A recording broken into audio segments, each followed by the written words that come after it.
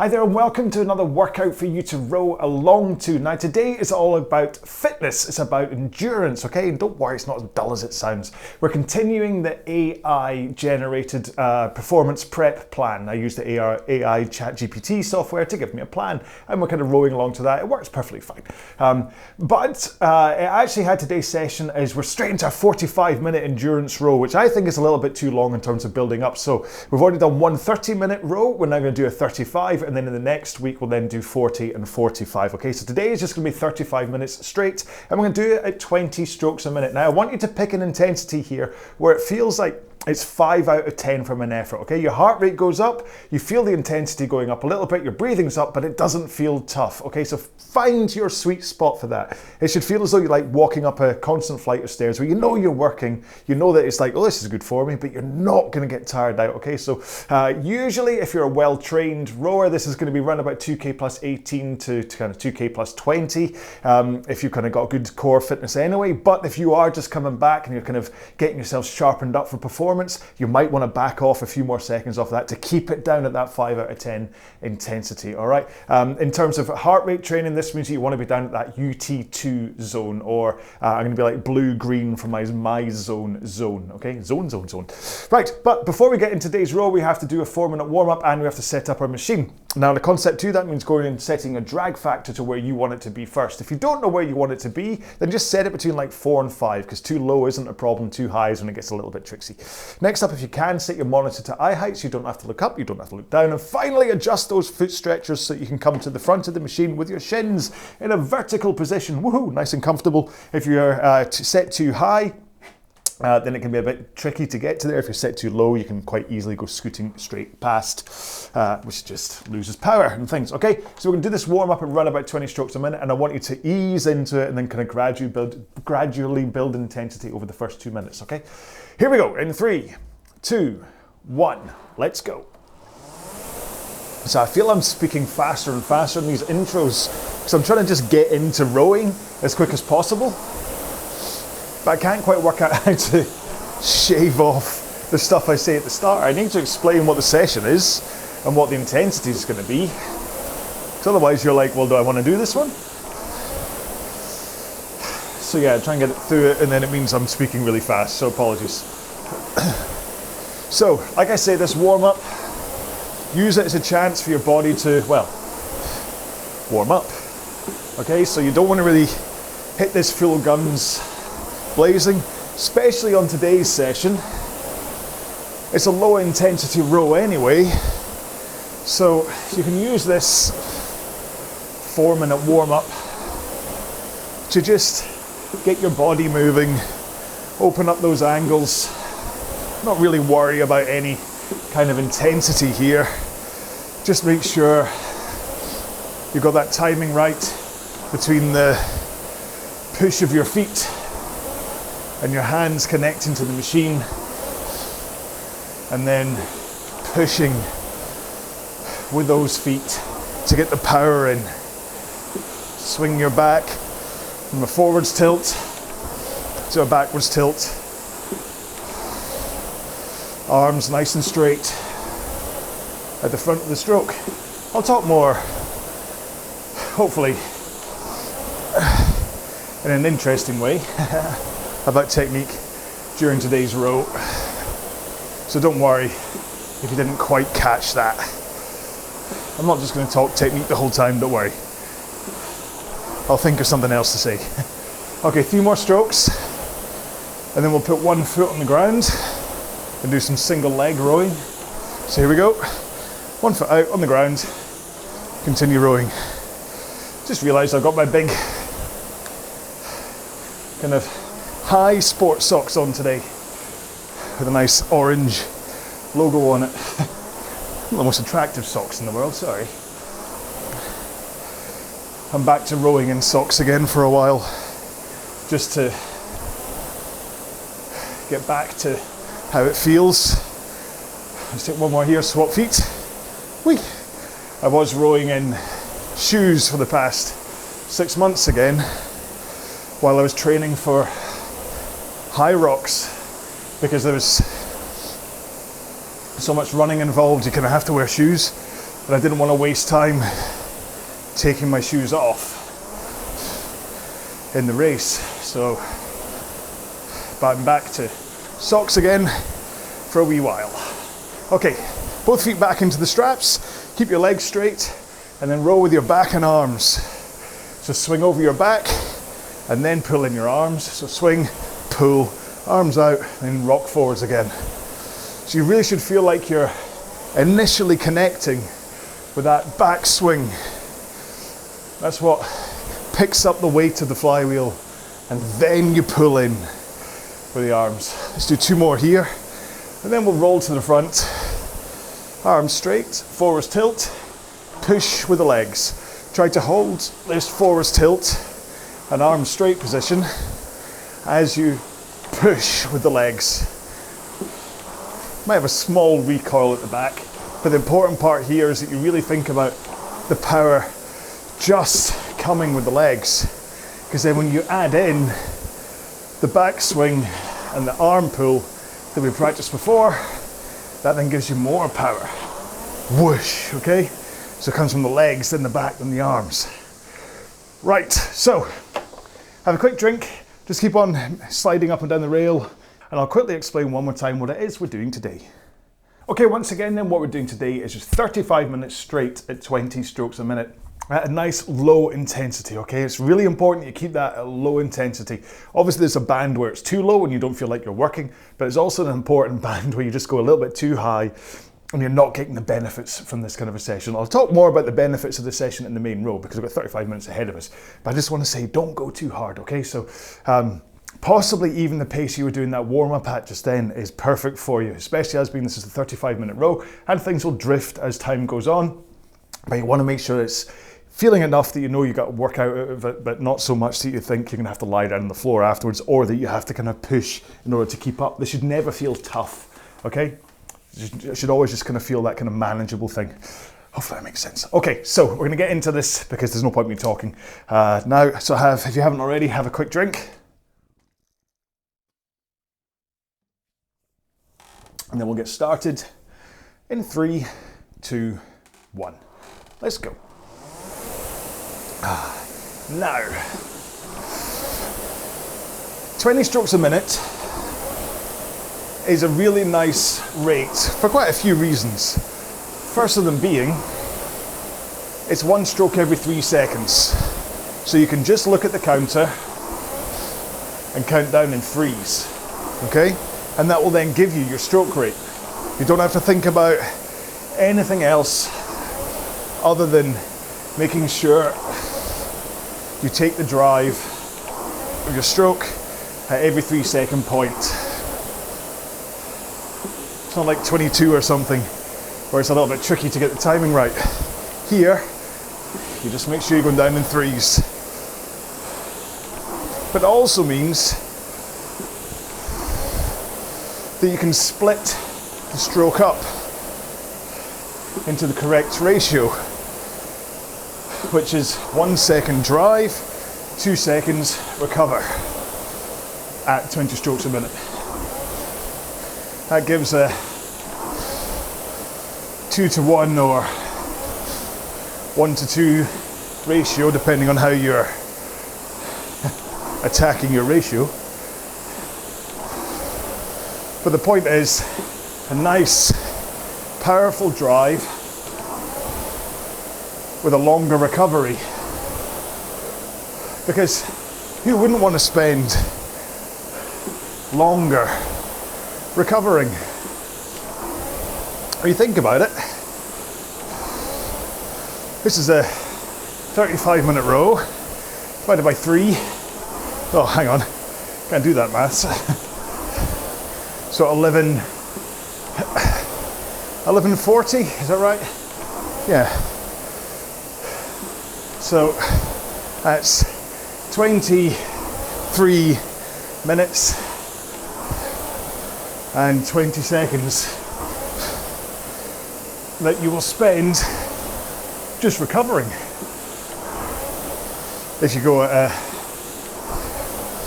2-to-1 or 1-to-2 ratio, which actually makes it sound quite lazy, to be honest. we're only actually driving for 11 minutes and 40 seconds. What do you think about that? I think maybe I should be working harder. But the point is, that's why you have a powerful drive. That's why you put in effort through your drive. You're not taking a limp, easy stroke and trying to kind of even out work and recovery. Effort, and then lots of recovery. Effort, lots of recovery. And that way, you get time to not only recover, but to make sure your body is in the right position for the next stroke.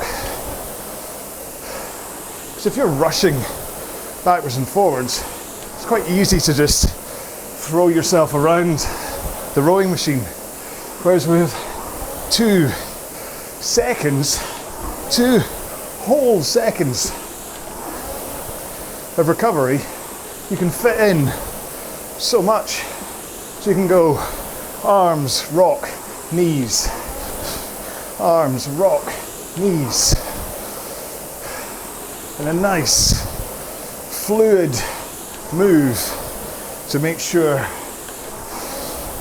you're ready in the right position for the next stroke. Because if you kind of rush forwards and lurch, this is when this weirdness comes in, where you're trying to compensate for either a slower drive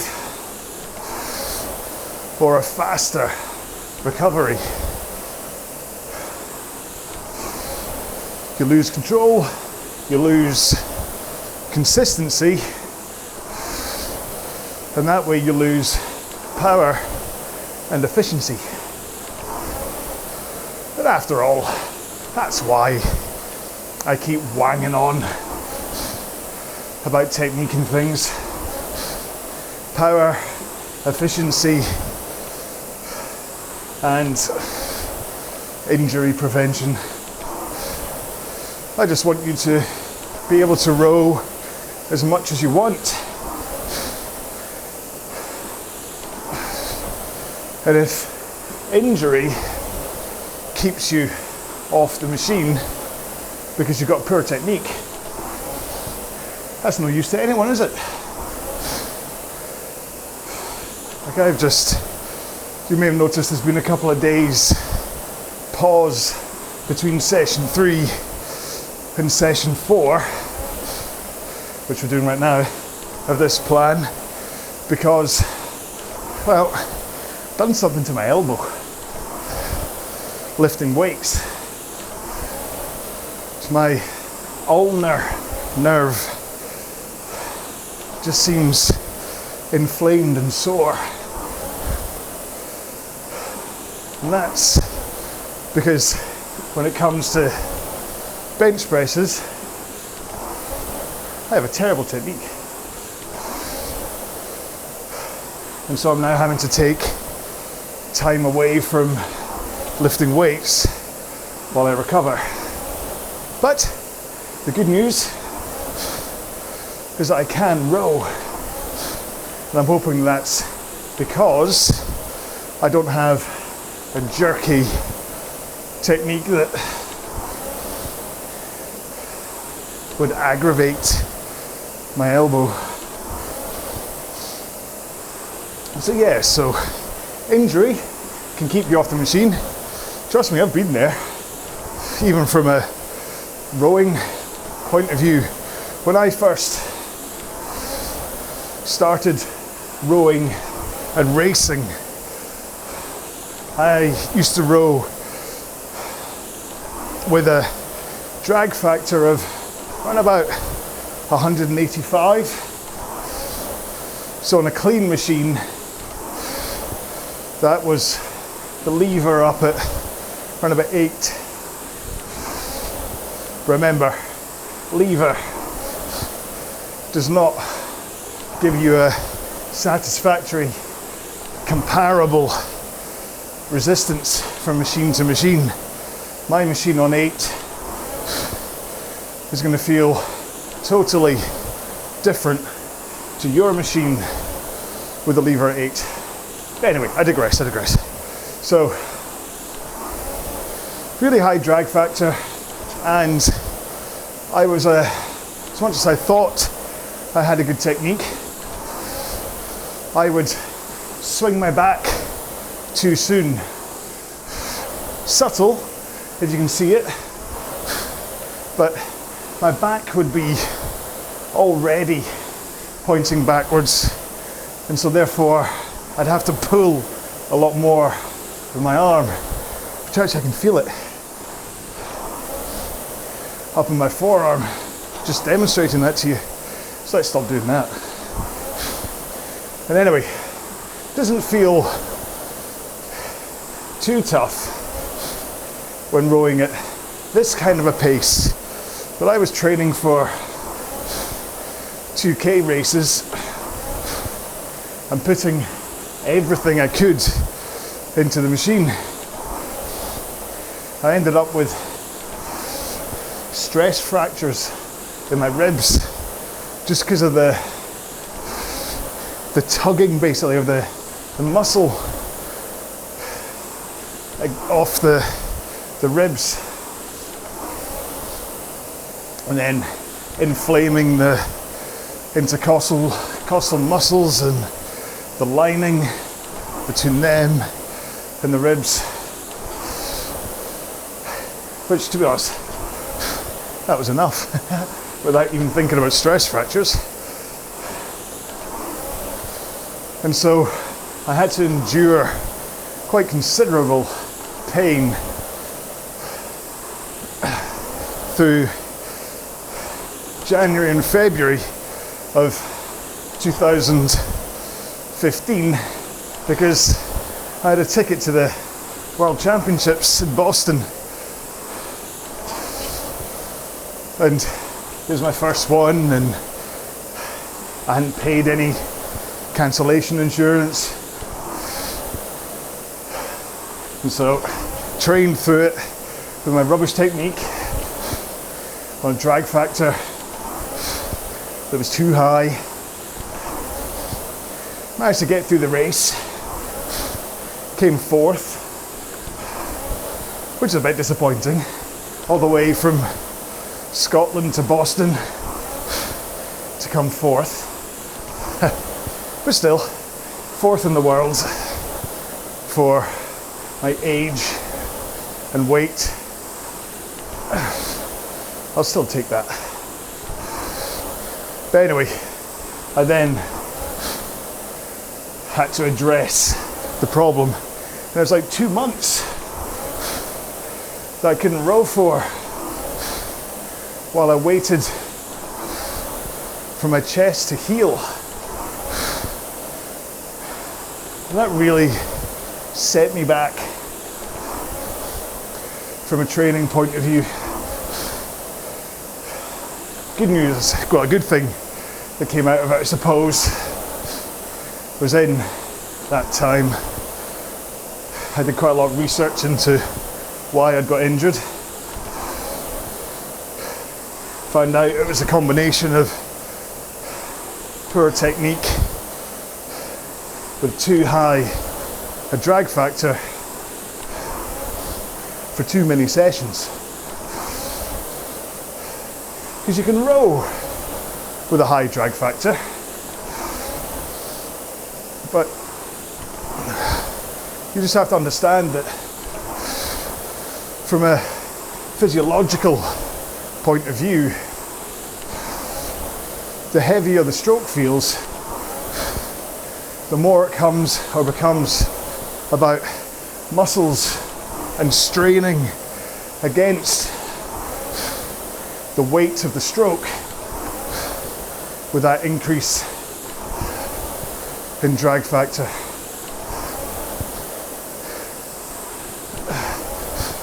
So short rows, 100 meter, 1 minute, possibly 500s. You can have a higher drag, and as long as you're not doing like 20 of them a day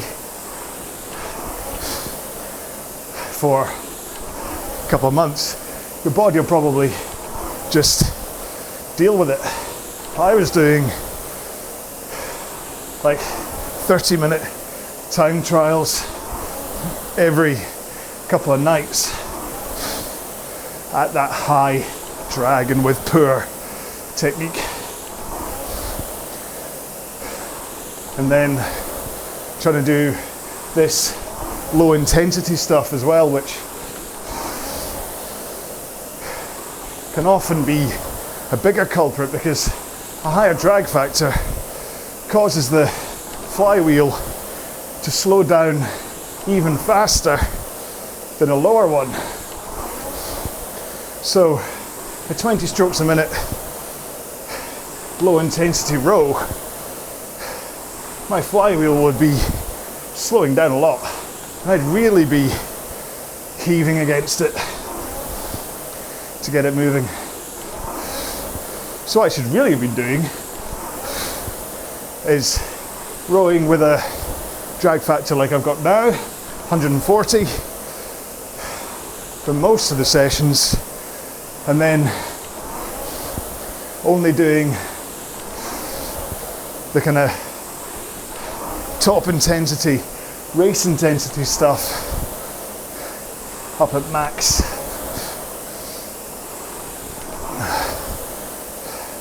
Because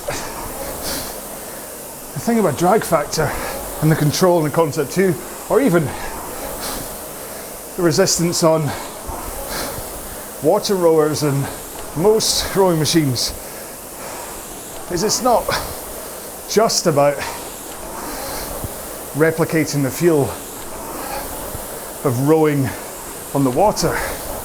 It's also about finding the right setting for you and for the session that you're rowing, or at least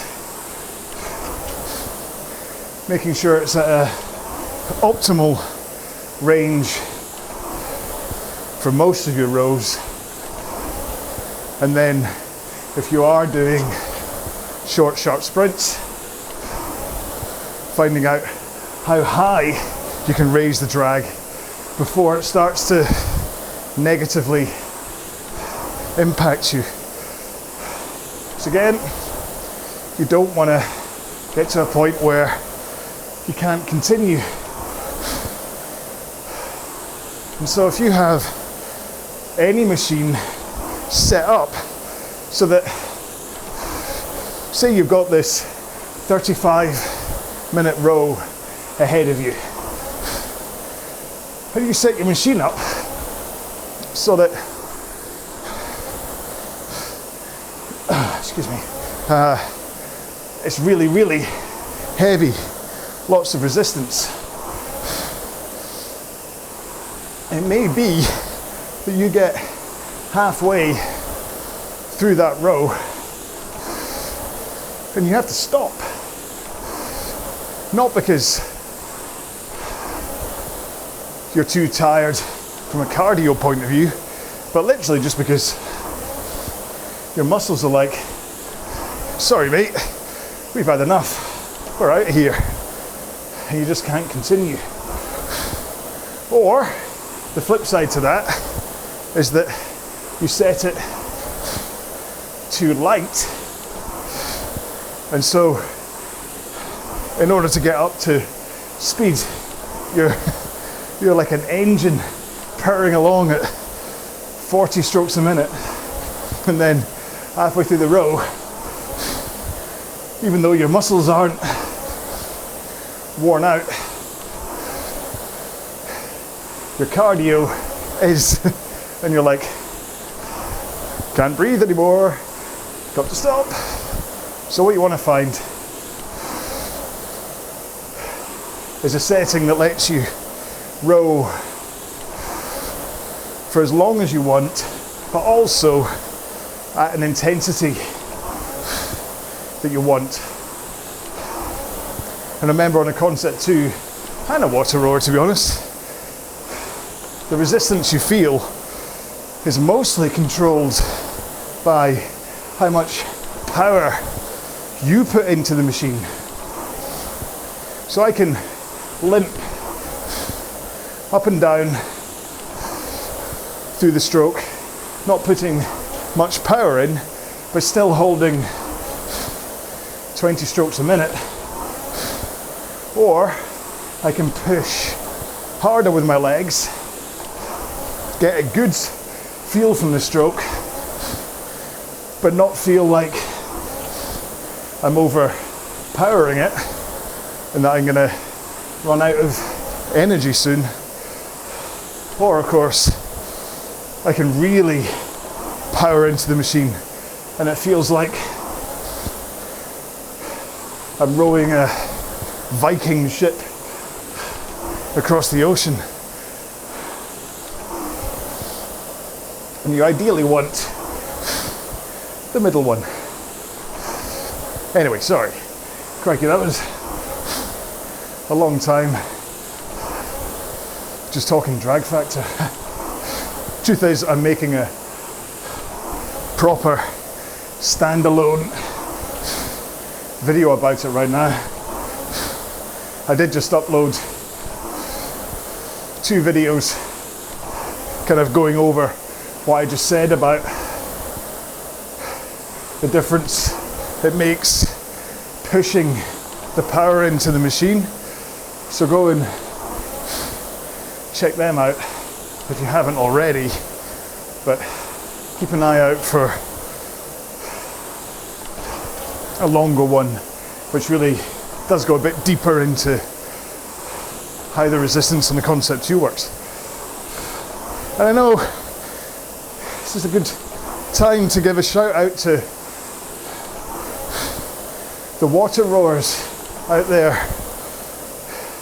I don't want to feel like I'm alienating you, forgetting about you. Because the truth is, I do tend to talk about this stuff from a Concept 2 point of view. I don't often throw that much info towards the water rowers. In fact, somebody left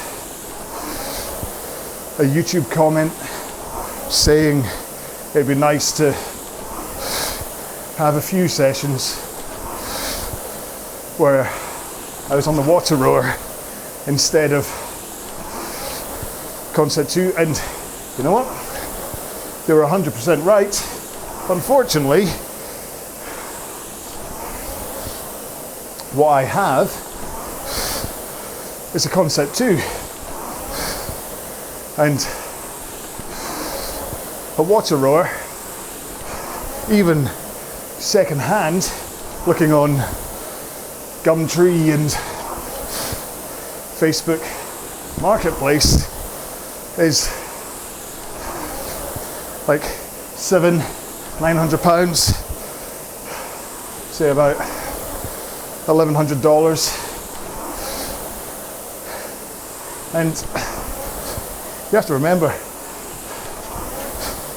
I don't charge anything for what I do here on RowAlong. So apart from the donations I gratefully, very gratefully receive to either PayPal or Patreon, or the small amount I get from the adverts that run before the videos, I don't make money from doing this. So if I were to go out and buy a water rower just for the sake of a change, a little bit of variation. That would be pretty much my entire earnings wiped out. So either I start properly monetizing RowAlong in order to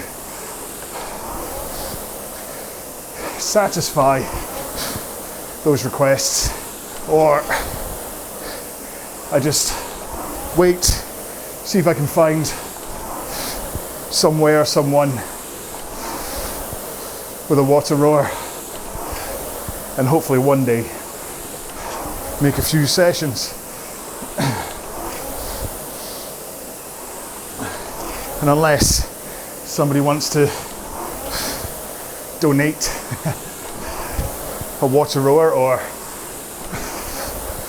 £900, I'll go with the I'll wait option, because I don't want to monetize RowAlong for a few reasons. First and foremost, I want this just to be an entirely free resource for people to go to, that there will always be free access to these videos one way or another.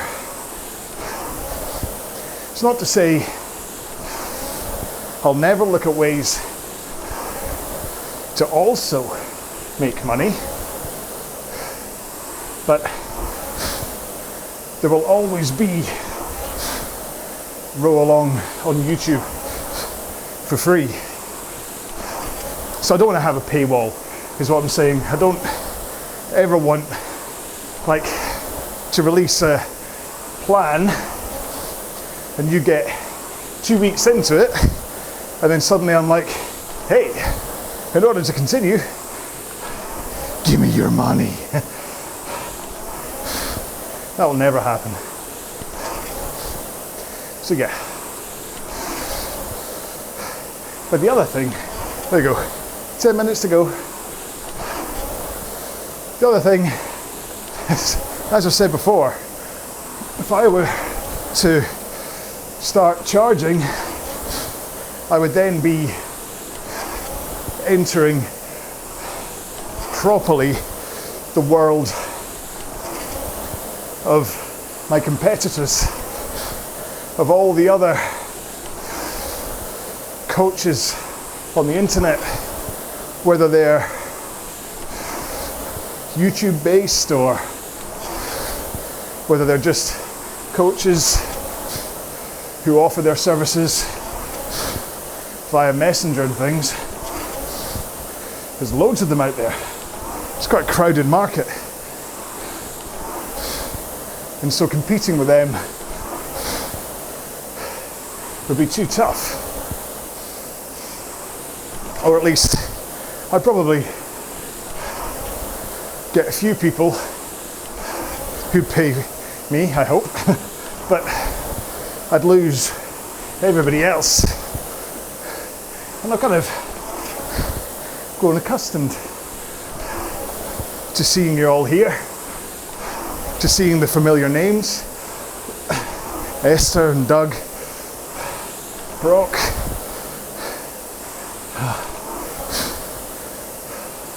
Grace. I'm trying to, don't make me remember names. I'm just going to start. There's James and Mike, Steve, Colin. I'm going to stop, okay, sorry. Apologies to all the Sharitas and Crystals and Caitlin's out there that I haven't shouted out to, but yeah, so another thing is I'd have to really up my professional game. I couldn't just sit down and have a completely free-form stream of consciousness chat like I have today. I mean, my intention was I'd talk technique today, because I haven't really in this plan so far. So apart from talking a little bit about it when I was talking about stroke ratio, I completely missed that boat. Although we do have 7 minutes left. But I just think it'd take all of the fun out of it for me if I suddenly had to be a professional presenter type. And I think it would take all the fun out of it for you as well. Because, in fact, last week I recorded a podcast with the steady state people. Take a look on wherever you get your podcasts and you'll see my wee face pop up. I think episode, I want to say 37, it might be 96, who knows. But anyway, they were saying that they took a deep dive into my back history on here. The first rows I did when I was in the CrossFit gym before I changed the name to RowAlong. And truth is, when I was trying to be a very straight, hello, come to me for some coaching, this is what we're doing today, haha, style presenter, it was just really flat. And it was no wonder the early videos took a while to take off.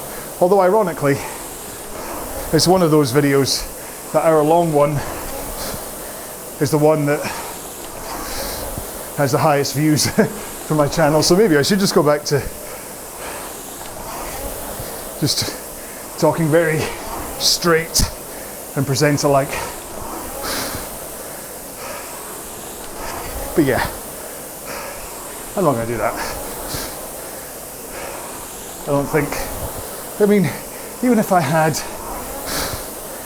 a script where I always followed the same hits, I think you'd possibly just get a bit bored of that as well. I mean, there's jeopardy to doing one of my rows where you just don't know. Well, you just don't know what I'm going to say. So it could be one where I am very straight, talking technique, and it's not really a fun laugh a minute row. Or it could be one of those Friday rows where I've gone a little bit gung-ho because I know I'm getting spaghetti bolognese at night. See the last session for that.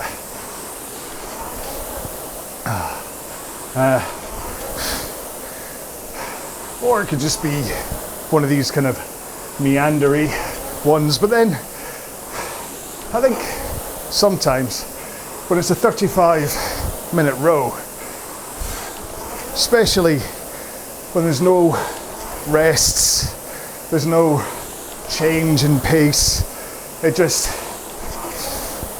ticks along for 35 minutes.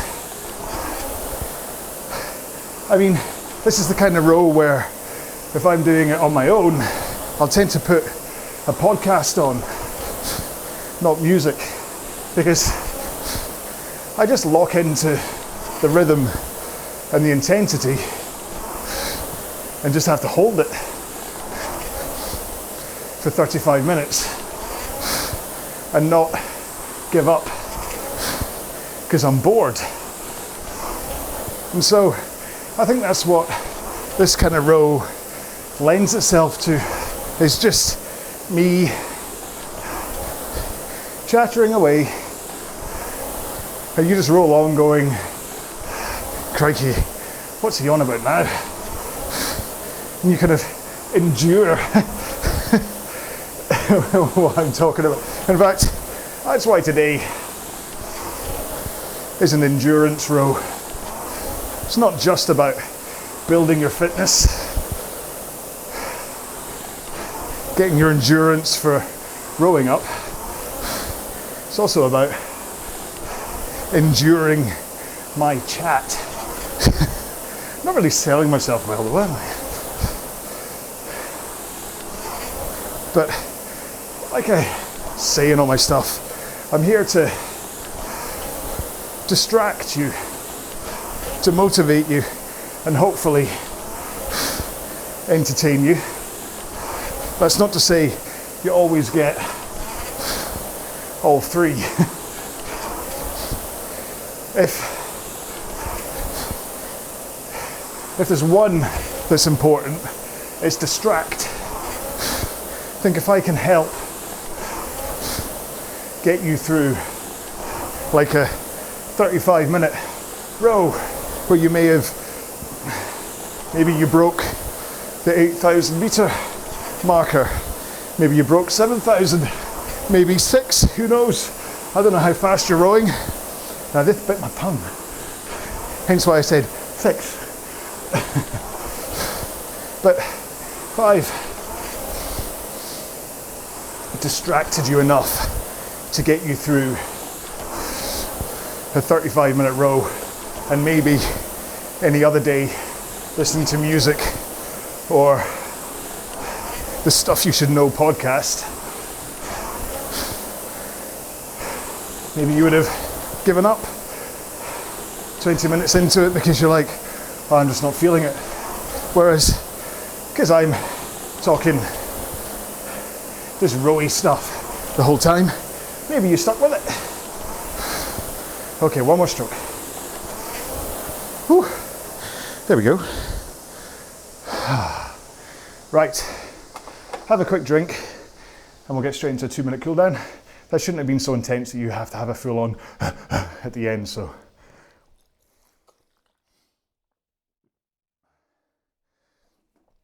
My heart rate's 130 BPM, which is about 55% of my max. And yeah, I've recovered about 5 beats, so that just shows intensity-wise where I was. So that was slap bang in the UT2 for me. Nope. Right, so I'm going to do a 2-minute cool down. So just stay at that intensity that you just rode at, and then ease off over this 2 minutes. Here we go in 3, 2, 1, let's go. And we might as well let's just tighten up our technique over this 2 minutes, okay? Said before that the cool down is a good time to just lock in your technique. So there's always a chance of fatigue had set in over the past 35 minutes that you were starting to kind of lose your posture and slump maybe as you were coming forward. So now you can slow down your stroke.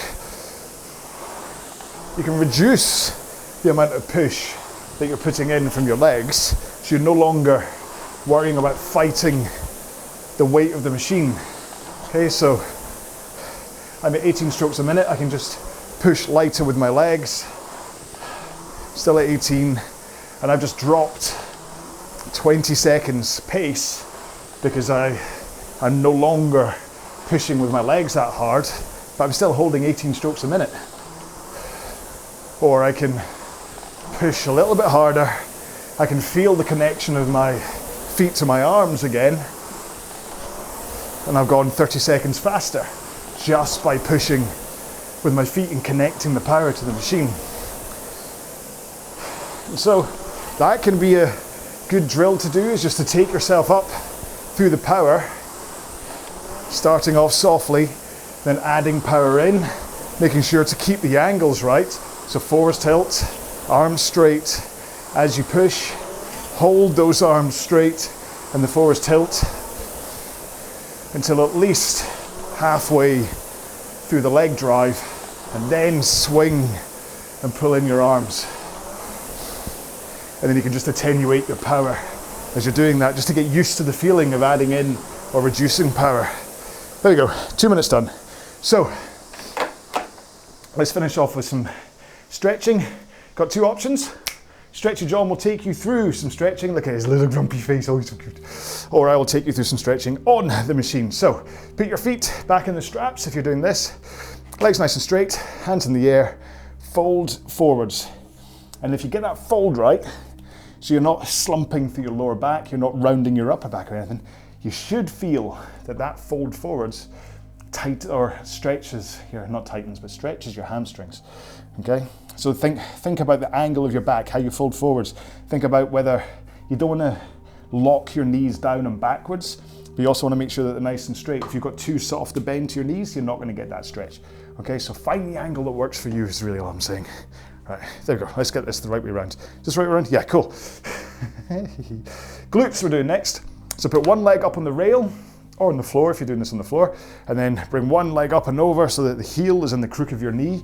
Bring that knee across your body so you have a straight line between your face, your knee, and your foot. Hold the knee in place with one arm, and then I hold onto the back of the machine just for stability, but rotate round and kind of downish into that glute.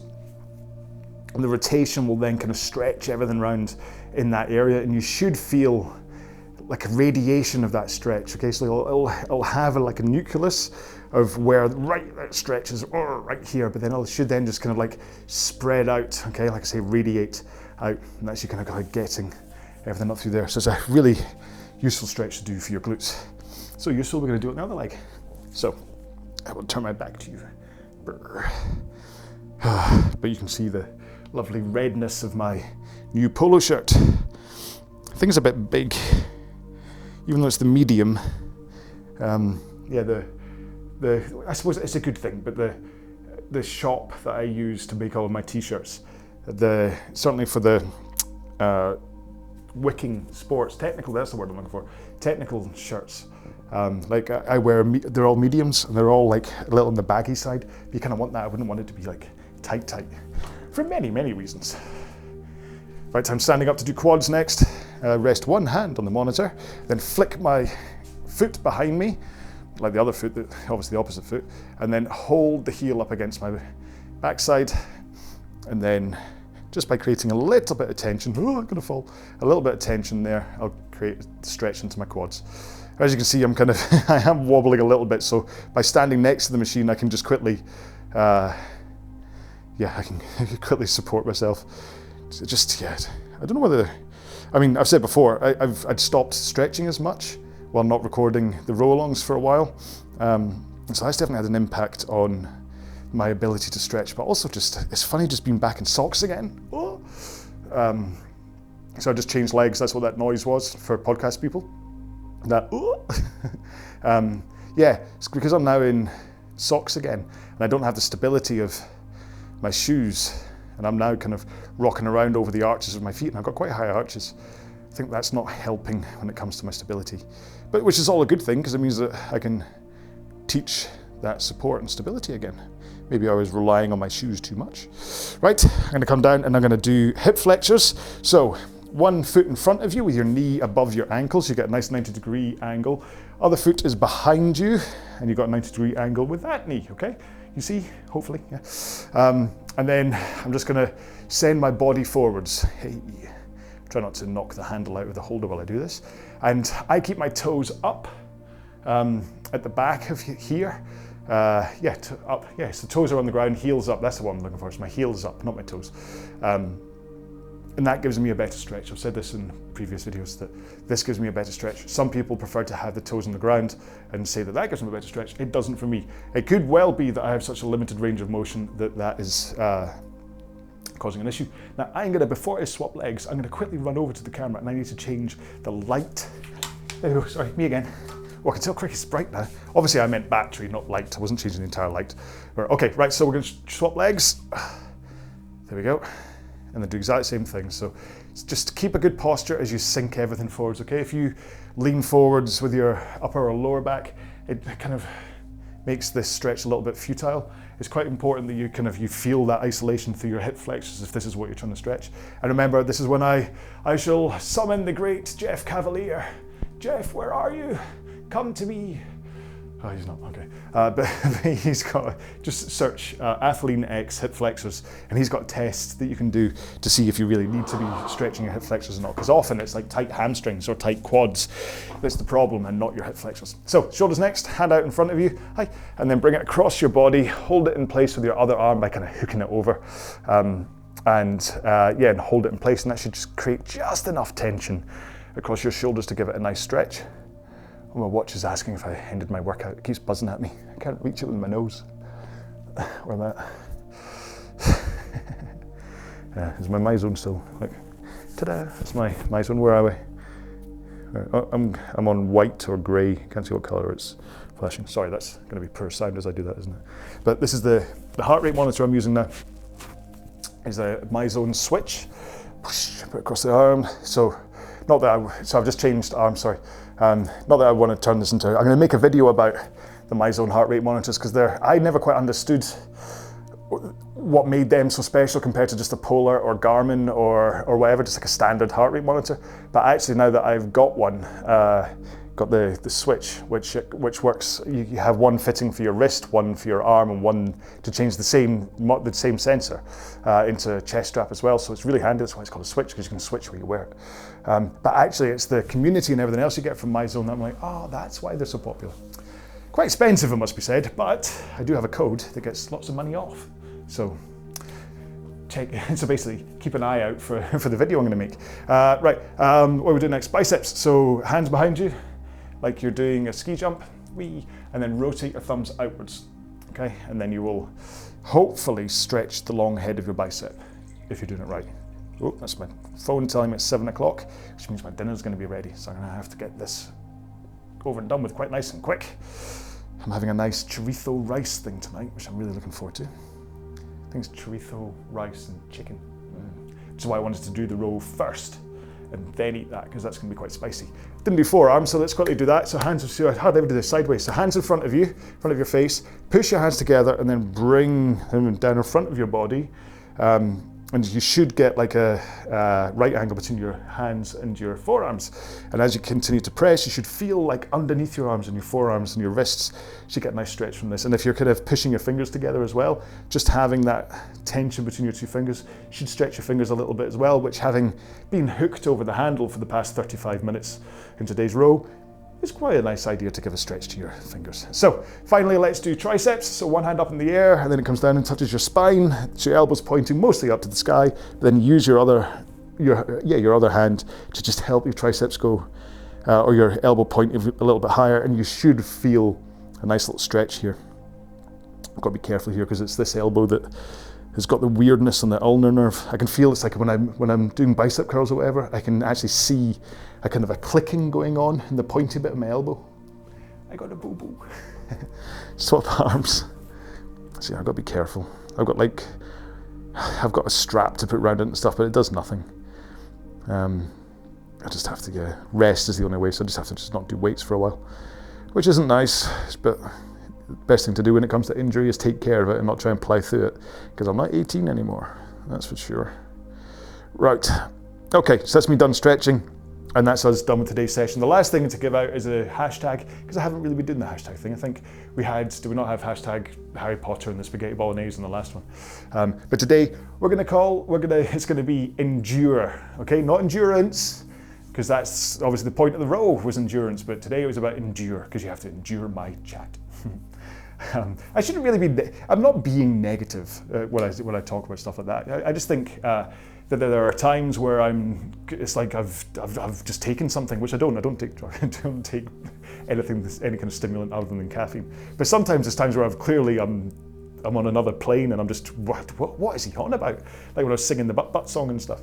But there's other times where I'm a little bit more kind of like, yeah, whatever, and I get lost a little bit talking technical, like the drag factor and stuff like today, but hopefully that's okay. So do let me know whether the kind of the more drier stuff like today, whether you're like, you know what, actually, just tell us a joke from time to time. Because I know ages ago, about a year and a half ago, someone actually said, yeah, I like them from a technique point of view, but he's quite dry in what he says. And I was like, oh, felt quite sad about that. But then I don't want to be, we don't need another, hey, come on, hey, crew, let's go. Hey, right, here we go. Let's whoosh and fire coming off and stuff. We don't need another one of them on the internet. I have a little niche and you're all along with me, the ones that watch. So thank you so much for being in my little niche. And you never know, maybe one day, kind of like Bob Harris. The amount of times I talk about him and I can never remember his name. The painty guy, it just becomes kind of soporific after a while. Soporific. After a while, you just kind of watch him and go, I'm kind of hoping that's the kind of crowd that I get in without the fuzzy hair.